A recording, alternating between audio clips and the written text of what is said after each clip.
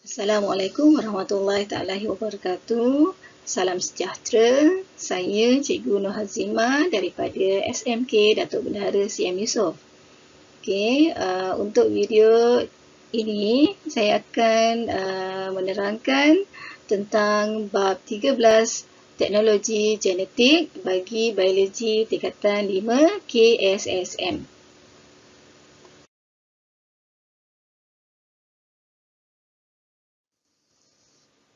Baik, kita akan tumpukan kepada standard kandungan iaitu 13.1 tentang kejuruteraan genetik. Bagi standard pembelajaran pula, kita akan lihat tentang 13.12 iaitu menerangkan aplikasi kejuruteraan genetik dalam penghasilan. Pertama, organisma terubah suai genetik atau GMO. Yang kedua, makanan terubah suai genetik atau GMF, dan yang akhir sekali adalah insulin. Namun dalam video ini kita akan bagi tumpuan tentang penghasilan insulin dari kejuruteraan genetik.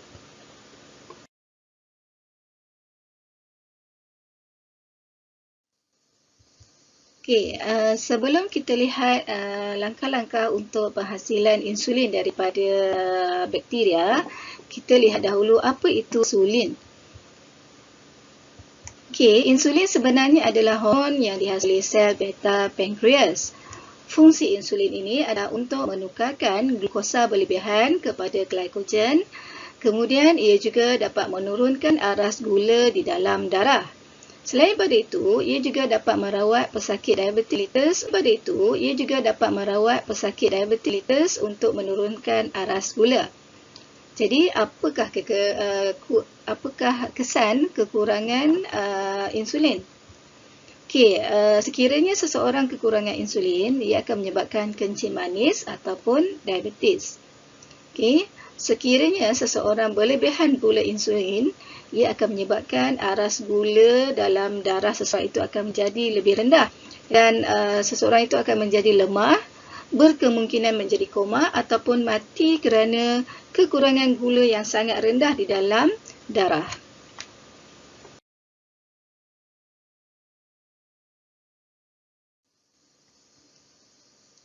Okey, apakah rawatan yang sesuai untuk mengatasi masalah kekurangan insulin ini? Okey, ada dua jawapan di sini. Yang pertama adalah pesakit dirawat dengan pengambilan ubat atau disuntik dengan insulin. Okey, yang kedua, insulin yang dihasilkan adalah melalui kejuruteraan genetik dan bioteknologi. Jadi, untuk slide yang seterusnya, akan diterangkan bagaimana insulin diperolehi daripada proses kejuruteraan genetik.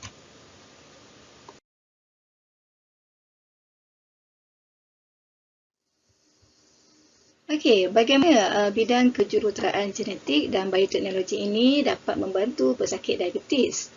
Okey, kita boleh perhatikan di sini, melalui kejuruteraan genetik dan juga bioteknologi ini, penghasilan insulin artificial ataupun insulin secara buatan dapat dijalankan. Okey, di mana bakteria terubah suai seperti E. coli digunakan untuk menghasilkan insulin manusia. Insulin dihasilkan menggunakan bakteria dan direplikasi dengan cepat melalui teknik rekombinant DNA. Okey, di mana teknik rekombinant DNA ini adalah teknologi yang menggabungkan dua spesies yang berbeza. Jadi, secara tidak langsung, penghasilan insulin daripada bakteria ini dapat membantu pesakit yang menghadapi masalah diabetes.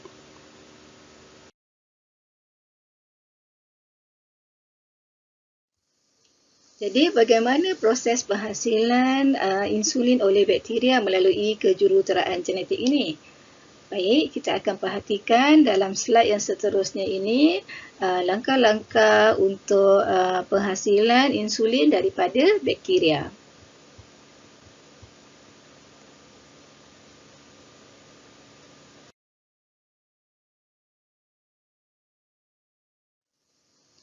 Okey, dalam teknik kejuruteraan genetik untuk penghasilan insulin, ada beberapa langkah yang harus diketahui untuk penghasilan insulin ini. Okey, kita lihat dahulu langkah yang pertama. Okey, dalam langkah yang pertama ini, sel pankreas manusia yang membawa gen insulin akan digunakan. Okey, boleh dilihat di sini, ini adalah gen insulin bagi sel pankreas. Kemudian kita akan menggunakan plasmid pada sel bakteria E. coli. Okey, jadi insulin daripada sel pankreas manusia dan kemudian plasmid daripada sel bakteria.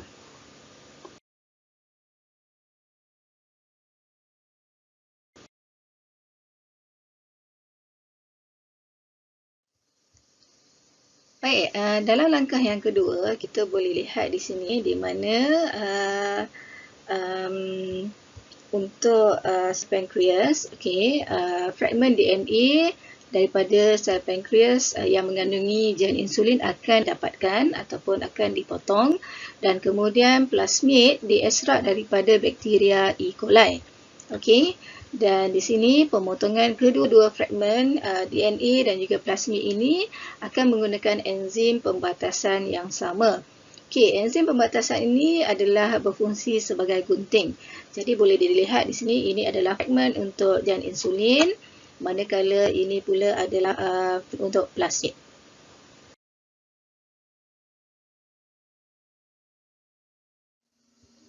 Baik, langkah seterusnya adalah gen insulin dimasukkan ke dalam plasmid dan disambung dengan menggunakan enzim DNA ligase.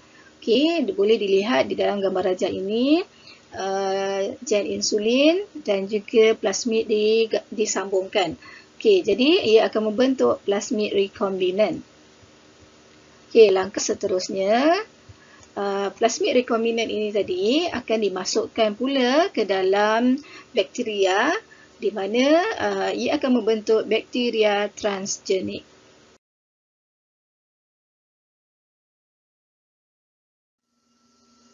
Baik, apa yang dilakukan seterusnya pula adalah di mana bakteria akan dikulturkan di dalam medium yang bernutrien di dalam tangki fermentasi. Oleh itu, selepas itu di dalam tangki fermentasi ini bakteria akan membiak di mana ia akan membentuk klon yang banyak dan menghasilkan insulin di dalam selnya. Okey, boleh diperhatikan di dalam rajah ini bakteria yang telah diklonkan dan di dalam bakteria tersebut terdapat insulin. Jadi jumlah insulin yang dihasilkan juga adalah banyak.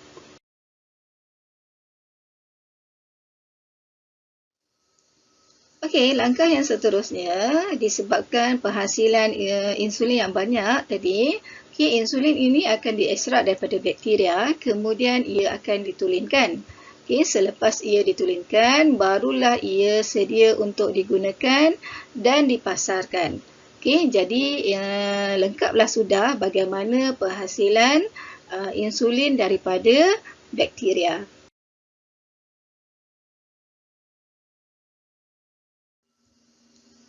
Baik, langkah-langkah yang telah dijelaskan tadi dapat digabungkan di dalam satu rajah ini. Okey, boleh dilihat daripada langkah awal sehinggalah langkah yang terakhir dalam gambar rajah ini.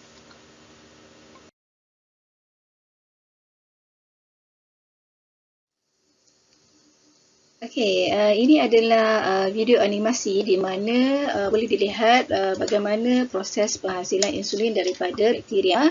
Okey, kita lihat ini di mana plasmid daripada bakteria dikeluarkan. Okey, kemudian plasmid ini akan dipotong oleh enzim pembatasan. Okey, jadi kita dapat lihat di sini plasmid dipotong oleh enzim pembatasan. Okey, kemudian gen insulin manusia pula ya akan dipotong juga untuk diambil fragmennya. Okey, ia juga dipotong oleh enzim pembatasan. Okey, setelah itu fragmen insulin manusia ini akan disambungkan dengan plasmid tadi. Okey, ia disambung oleh enzim D-ligase.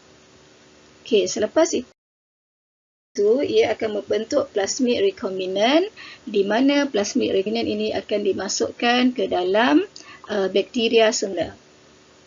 Okey, dan akhirnya ia akan membentuk bakteria transgenik. Okey, transgenik akan dimasukkan ke dalam medium yang bernutrien, di mana di sini bakteria ini akan mengalami proses pengklonan ya untuk menghasilkan jumlah bakteria yang banyak dan akhirnya insulin yang banyak di dalam bakteria tersebut.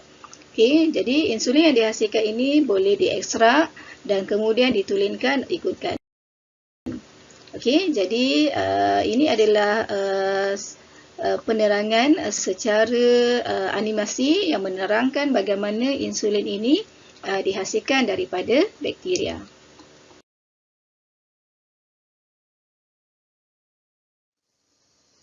Okey, tadi telah diterangkan dengan jelas bagaimana langkah-langkah untuk penghasilan insulin daripada bakteria melalui proses kejuruteraan genetik. Okey, kita tengok pula apakah kebaikan insulin yang dihasilkan daripada bakteria ini. Okey, jika dilihat insulin yang dihasilkan ini adalah lebih murah dan juga tulen. Selain daripada itu, ia diperolehi dalam kuantiti yang banyak. Ya, ini adalah kerana bakteria yang telah dimasukkan dengan plasmid tadi, ya, plasmid yang rekombinant tadi, okay, akan menghasilkan klon yang banyak ya, apabila ia diletakkan dalam medium yang bernutrien.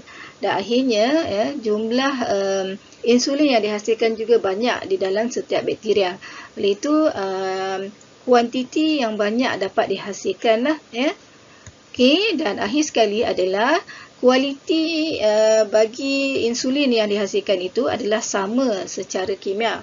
Bermaksud kandungan insulin yang ada di dalam bakteria ini adalah sama dengan kandungan insulin yang sebenar ya, yang dihasilkan dalam badan manusia. Okey, secara tidak langsung ia dapat merawat pesakit diabetes.